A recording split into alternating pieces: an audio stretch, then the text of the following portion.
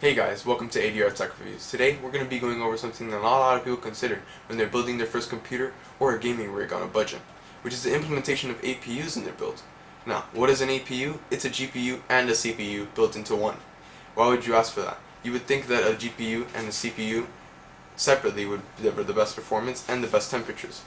I thought that too, but when I actually put it into my system, this thing is really a beast.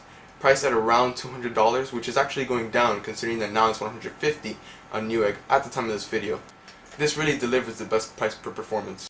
This APU specifically is a 7850K by AMD, which I do have two videos on, an unboxing and an overview and a comparison, which you should definitely watch those two videos first before you continue on to this one.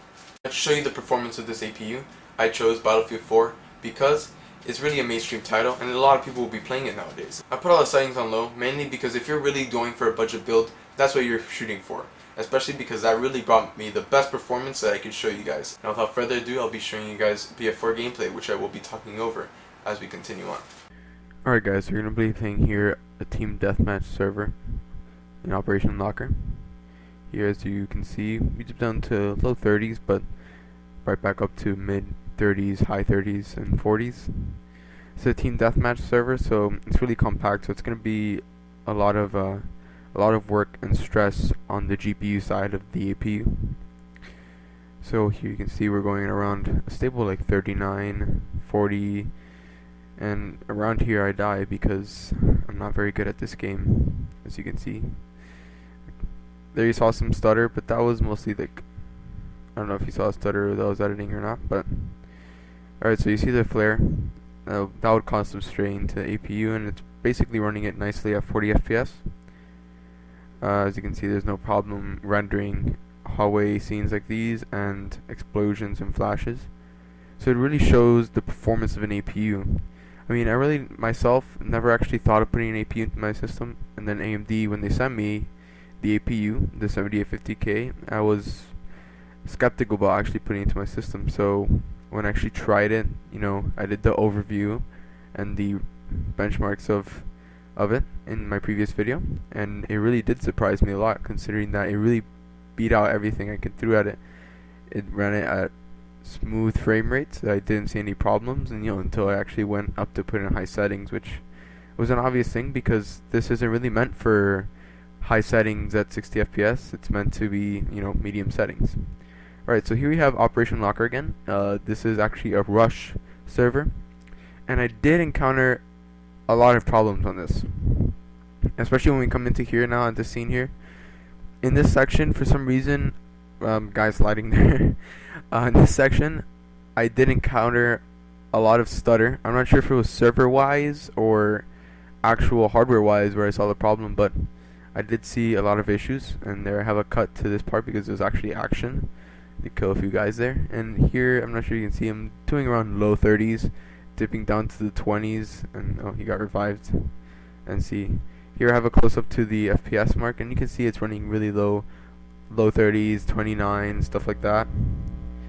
It's not really decent frame rates, at least not on this one. I'm not sure if it's server-wise, so don't take my word for it. It's not very stable on that one.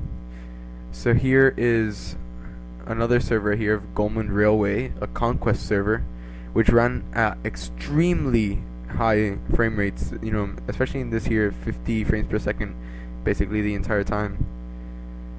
Yeah, and here you have that tank, which I'm gonna kill very soon, spoiler alert. Now as you can see, the frame rates are very high, 46, 49 dipped, and here we go, and there's an explosion in the background. Had no issue really handling those explosions, and basically throughout this entire thing around it very smooth. Here we go, I cut into this section here for a little bit more action, and as you can see, rendering the entire area, there was really no problem actually rendering that huge and massive landscape that BF4 has incorporated into their games of Battlefield franchise entirely. So here we go, I tried to kill this guy and ultimately fail.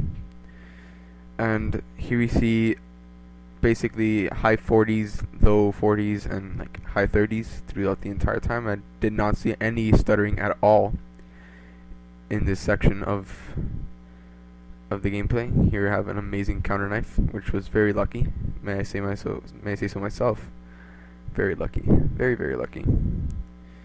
So here I cut to the actual zoom into the FPS, and as you can see, it runs very well, especially for something of this caliber. I mean, it's $150.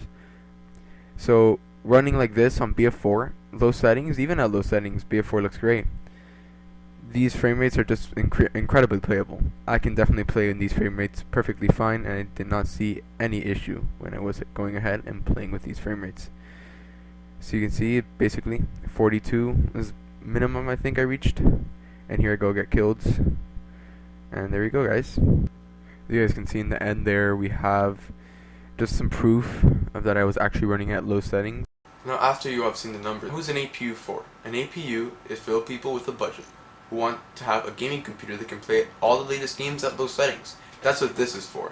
It's not for those people who want to play high settings at 60 FPS. Those people want to buy the highest hardware, and this really isn't meant for that.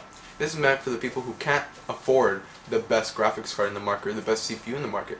So AMD nicely put everything into one package that delivers and really beats out its competition when it comes to integrated graphics performance. Hey guys, thank you for watching my video. Please like and subscribe, it really helps a lot. And please follow my Twitter page and my Facebook page at ADR Tech and ADR Tech Reviews. I'll also be putting up links around here to my past videos on the 7850k itself. Please click those as well. I'm trying to build a community and I really need your help to do so. Alright guys, see you in the next one.